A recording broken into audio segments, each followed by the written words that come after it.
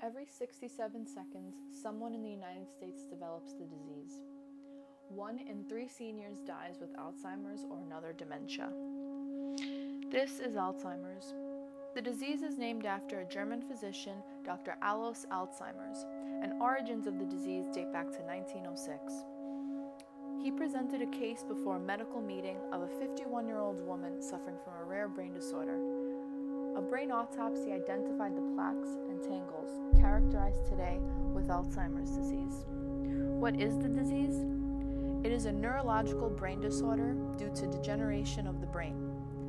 It is the most common form of dementia, which are a group of disorders that impairs mental functioning. Alzheimer's is progressive and irreversible.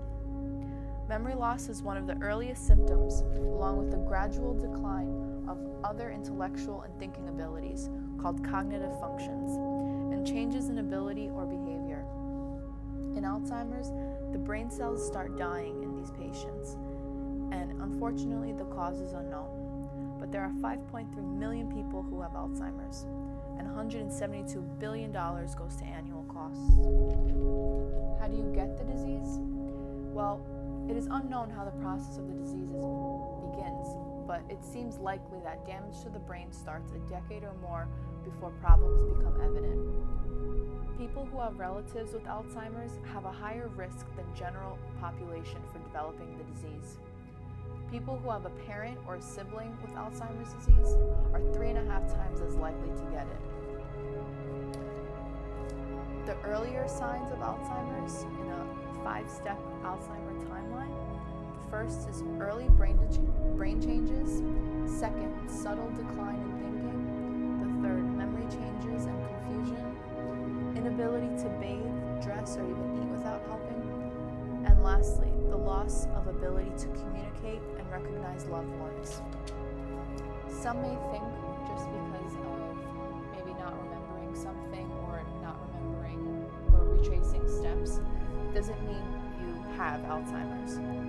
The normal aging begins with our cognitive abilities, which appear to peak in our 20s, and thereafter there's a slow and subtle decline.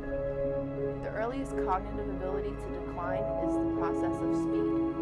People are not inclined to notice or be concerned about changes to their cognition before their 40s. There is a test called the Cognitive Function Test. It is designed to pick up mild cognitive impairment or the memory slips, which cannot be blamed on aging alone and could be an early warning signs for Alzheimer's. Several features of memory are assessed. The first is episodic memory, the type used to recall a shopping list, and usually the first type of memory to become troublesome. It is assessed in a test which involves placing everyday objects, including spoons, hammers, and chips, into categories such as cutlery, tools, and hot food. Next is an executive function, or the ability to use past experience to plan the future. Problems with executive function make it difficult to see something in the mind's eyes. The test also measures a person's ability to visualize where objects are positioned. Finally, it rates the brain's ability to take in a lot of information and the speed which it processes it. The final score takes into account factors such as the person's age, education, and whether they have noticed memory lapses in their day-to-day life. Women are more likely to get Alzheimer's, which is because women tend to live longer than men, and the chances of developing Alzheimer's increases with age. But new research suggests that there may be genetic reasons as well.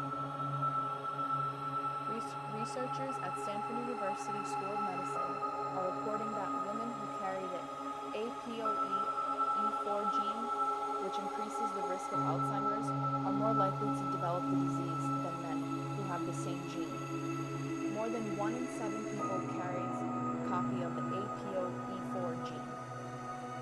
Everyone carries some version of this gene, which plays a role in how cholesterol and fats are shuttled throughout the body, but certain